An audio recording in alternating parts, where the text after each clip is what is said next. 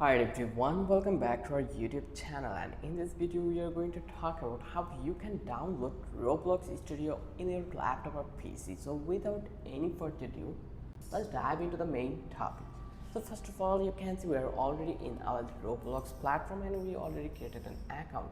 Once you're done, you just need to click over here to the create. Once you click to the create, it means the creator is studio. So here you just need to go over here to this one like creations, or you can go this one, the open cloud API also, or you can click on to the learn and just click to the overview. Once you click over here, then eventually you will get to see the I option often to find download myself that one. So here Roblox already gives us a couple of things in here, so I don't want this at the thing, so I will click over here to the search docs. So I will click this one and then I will search studio Roblox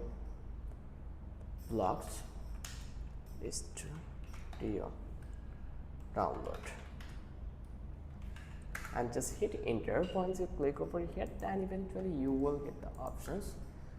So here they will give us the option, so you can see Roblox Studio setup, how it will be set up, and they are telling us the system requirements also.